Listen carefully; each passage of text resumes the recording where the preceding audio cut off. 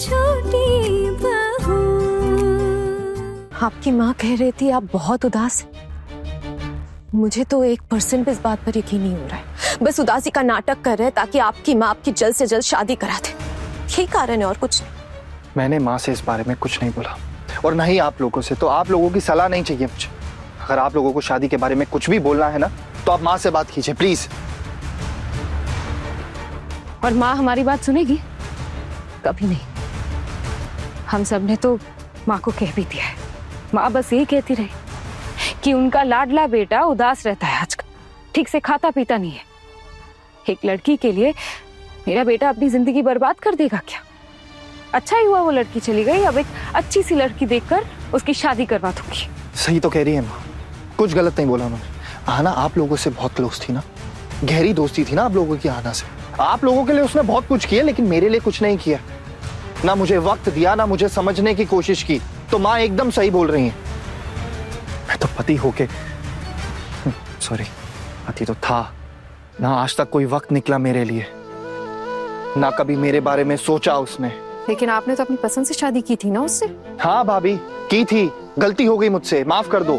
अब समझ में आया कि गलती हो गई आपसे भैया? हाँ भाभी, अब समझ आया मुझे। आना में इतनी अकड़ और इतना घमंड है ना कि उसने एक भी बार खुद से सुलह करने की कोशिश नहीं की। तो वो मुझसे कैसे एक्सपेक्ट कर सकती है ये चीज? मेरे एक बार बोलने पर वो ये घर छोड़कर चली गई। अरे रुक नहीं सकती थी? ऐसे कौन जाता है? असल में ना, सच में मैंने कभी उनका ख्याल नहीं रखा। सिर्फ परिवार और परिवार की औरतों के साथ रहती थी मैं। माँ के साथ समय बिताती थी। उन्हें तो कभी इंसान समझा ही नहीं मैंने। मुझे लगता था कि उनके घर वालों को अपना लूंगी तो उन्हें समझ आ जाएगा कि मैं उनसे कितना प्यार करती हूँ। पर मैं गलत थी शायद।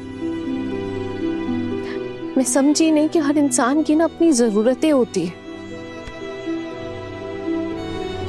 और शायद मैं उनकी जरूरतें कभी पूरी नहीं की। गलती थी मेरी। वैसे इन बातों का कोई फायदा नहीं। जो होना था तो वो हो गया। पर वो छोटू गधा कहीं का, उसने तो तुम्हें मुंह पे कह दिया था कि तुम उसके लायक नहीं हो। हाँ, कहा था। शायद इसी वजह से कहा होगा, क्योंकि मैं उनको बिल्कुल भी समय नहीं देती थी। पहले ना हमारे बीच सब कुछ ठीक था छोटू मामा। वो बहुत कुछ चाहते थे मुझसे, लेकिन ये भी एक बात है कि मैं उनकी बातें बिल्कुल नहीं सुनती थी। ये भी सच है। तुम्हें लगता है कि तुम थोड़ा और धीरज दिखाती तो उसके साथ मिलजुल कर रह पाती? हाँ छोटू मामा, शायद रह पाती। खैर, अब इन सब बातों का कोई मतलब ही नहीं है। अब सब खत्म हो चुका है हमारे बीच। हाँ, सही कहा तुमने।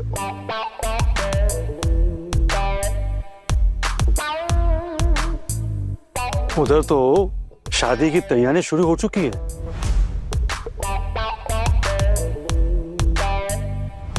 और हाँ, दुर्गा आज कपड़े वगैरह खरीदने गई थी और मुझे कुछ देर पहले ही फोन आया था उसका।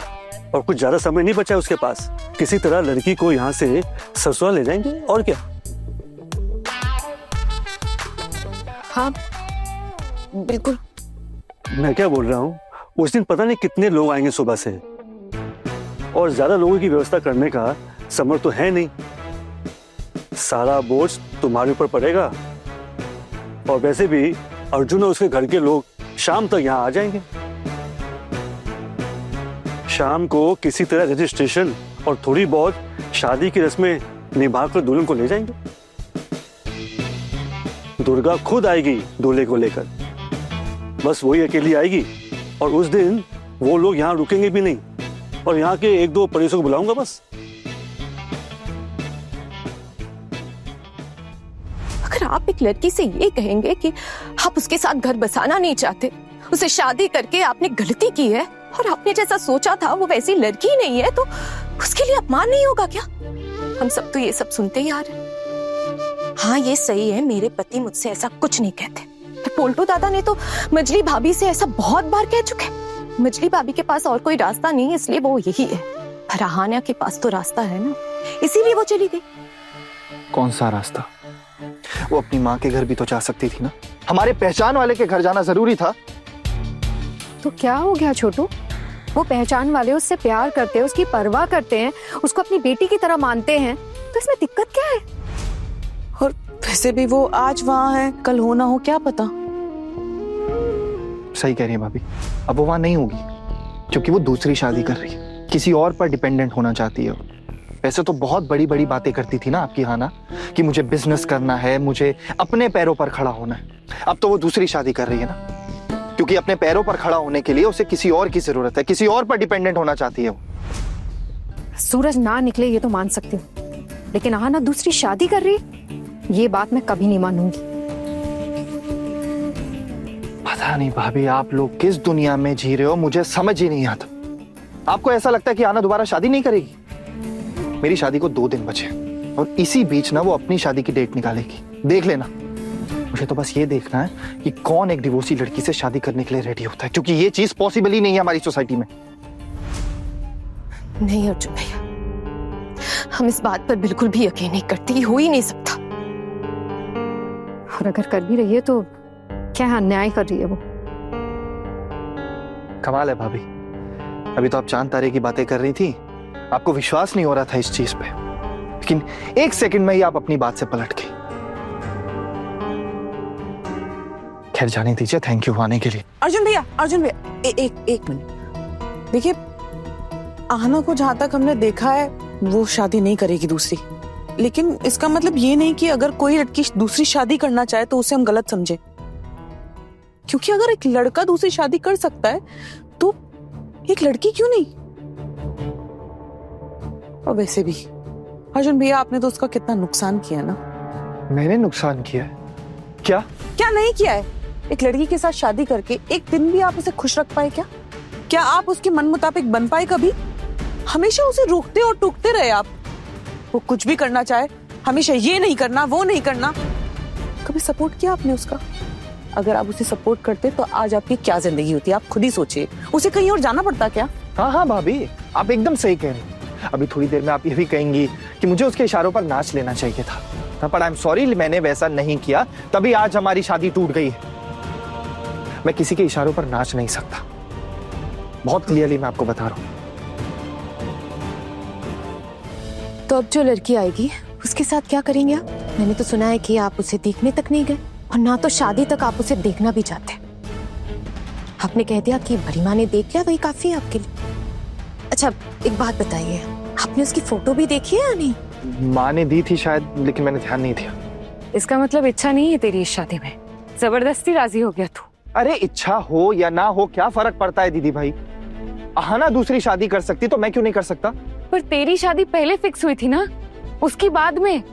अब माँ की बात काट नहीं सकता इसीलिए राजी हुआ था, या आहाना से बदला लेने के लिए, ये हम नहीं चाहते। तो तू ही बता दे क्यों हुआ राजी तू?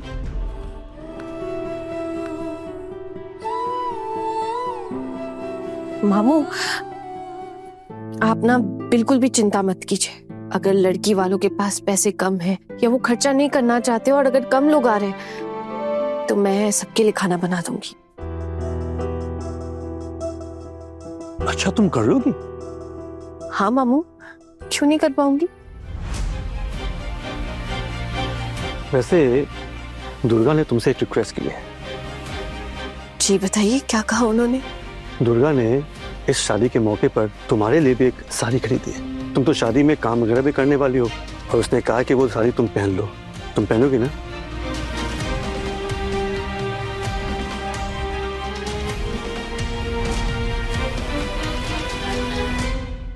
बड़े घर की छोटी बहू शाम 9:30 बजे दंगल टीवी पर।